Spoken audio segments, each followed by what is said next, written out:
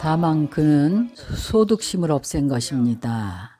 얻는 사람도 얻을 대상도 없습니다. 바로 이런 뜻입니다. 설사 얻을 것이 있다 하더라도 그것은 바로 얻어지는 것이 아닙니다. 부득입니다. 득과 부득이 상대해서 서로 다툼이 있습니다. 무쟁은 청정한 도입니다. 득과 부득이 없습니다. 왜냐하면 무소득심을 증득했기 때문입니다. 항상 머무는데 바로 무쟁심이라고 합니다. 이 단락에 대한 해답이 분명히 가려졌습니다. 부처님께서 자신을 들어서 증명하십니다. 초과, 이과, 상과, 쓰과뿐만 아니라 부처님 자신도 이와 같습니다. 부처님께서 수보리에게 어찌 생각하느냐고 하십니다. 열애께서 연등 부처님 처소에서 부처님께서 최초로 성불을 한다는 수기를 받고 연등불께서 서가모니 불께 수기를 하셨습니다. 미래세 사바세계에 성불할 것인데 서가모니라고 할 것이다. 이것을 수기라고 합니다. 이것은 법화경에서 이렇게 말씀하셨습니다. 내가 옛적에 연등불 처소에서 법에 있어서 얻은 바가 있겠느냐. 그대들 아라함만 무소득이 아닙니다. 내가 과거에 연등불 해상에서 연등불께서 나에게 수기를 하시기를 미래에 성불하여 서가모니라 이름하리라 하셨습니다. 그때 내가 법에 유소득이 있었겠는가? 내가 얻은 것이 있었겠는가? 내가 성불을 했으니 불과를 얻었을 것이다. 부처님께서 이것을 수보리에게 물었습니다. 초과, 이가, 삼과, 사과뿐만 아니라 내지는 부처님까지도 이와 같습니다. 무소득입니다. 이것은 수보리가 대답을 맞게 잘했습니다. 아닙니다, 세존이시여. 열애께서는 연등불 해상에서 실제로 무소득입니다. 바로 범부로부터 수행해서 초과, 이가, 삼과, 사과를 증득하고 내지는 성불할 때까지 일체가 무소득입니다. 불가설이고 불가취입니다. 수보리야, 그대 생각은 어떠한가? 보살이 불국토를 장엄하겠는가? 아닙니다, 세존이시여. 무슨 까닭인가? 불국토를 장엄함은 곧 장엄함이 아님을 장엄했다고 이름합니다. 부처님께서 아직도 의혹이 남아있을까봐 무엇에 대한 의혹인가 하면 보살이 보살도를 닦을 때에 바로 자신의 불국정토를 장엄한다는 의혹입니다. 그래서 경전에서 항상 이야기합니다. 부처님은 자신이 무량겁에 닦은 공덕입니다. 정보가 그와 같습니다. 그가 얻게 되는 의보인 국토도 그와 같습니다. 이 단락은 바로 성불의 정보를 이야기하는 것입니다. 부처님은 이런 마음을 일으키지 않습니다.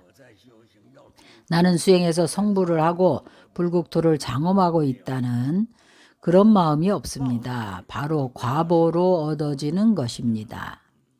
불국토는 과보로 감응해서 얻어지는 것입니다. 그 불국토에 있는 여러 가지 장엄함은 그 여러 가지 장엄함은 보살에서부터 보살의 만행을 행할 때에 그 인지 가운데에서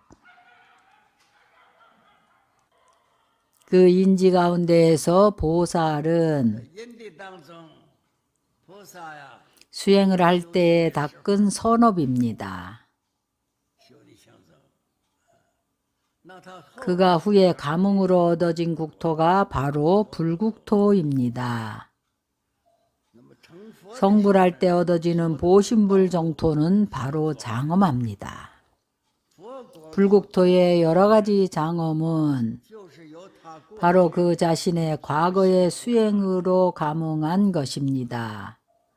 이 도리는 우리 모두 잘 알고 있습니다. 우리 자신의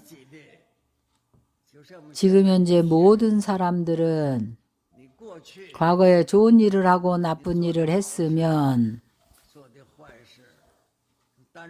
좋은 일만 이야기하면 선업을 지은 것입니다.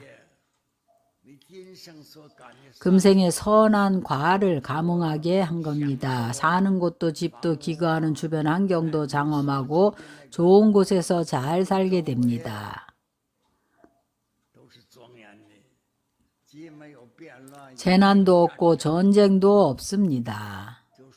과거에 심은 성근의 힘이 아주 강하다는 설명입니다. 만약 여러분 주위에 주변 환경이 청정하지 않다면, 분쟁이 있고 위험지역인데다 전쟁도 있다면 과거에 수행을 잘못했다는 증명입니다. 자신이 지은 업이 좋지 않다는 증명입니다. 모든 부처님께서 보살도를 행하실 때에 자연히 감응한 과보로서 모든 것이 장엄합니다. 부처님께서 수보리에게 물으셨습니다. 그대는 어떻게 생각하는가? 보살이 불국토를 장엄하는가 아닌가? 그가 수행할 때 그의 의보인 국토가 역시 아주 좋습니다. 또한 장엄합니다. 수행해서 감응한 것인가 아닌가? 부처님의 이 말씀에 수보리가 부처님께 대답합니다.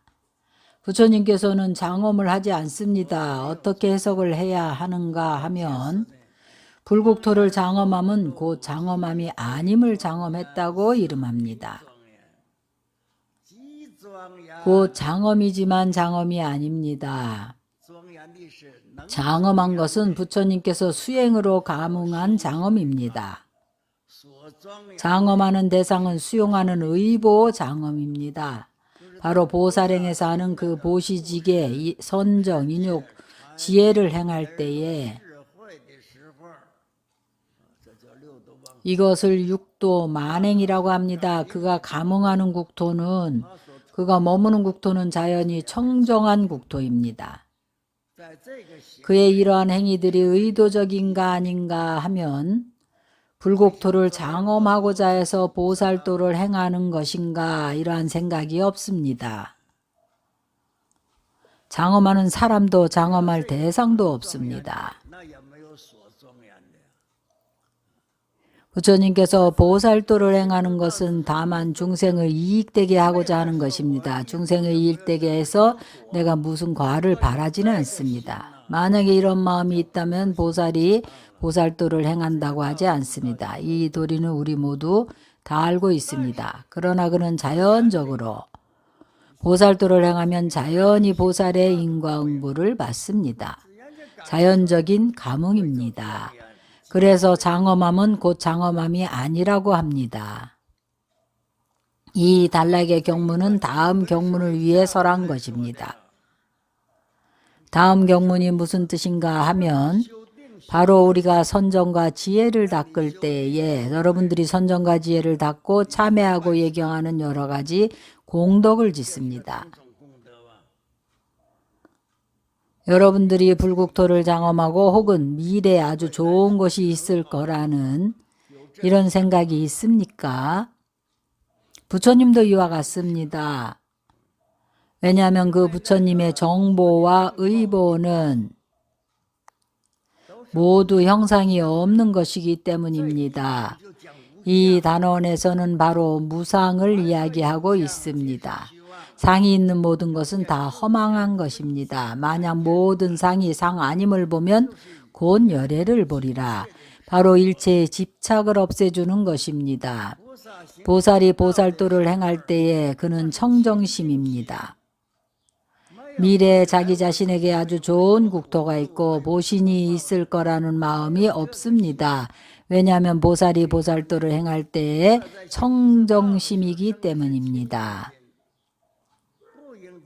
응당 색에 머물지 않고 마음을 냅니다. 응당 성향 미촉법에 머물지 않고 마음을 냅니다.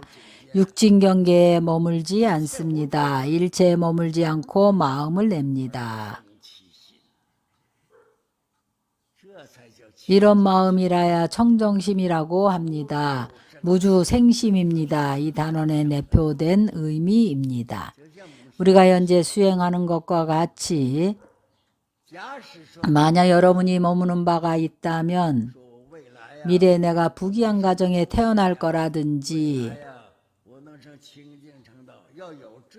여러분에게 이러한 마음이 있다면 그것은 육진경계 위에서 마음을 내는 것입니다. 도를 닦는 사람은 육진경계 위에 마음을 내어서는 안 됩니다. 머무는 바가 없어야 합니다.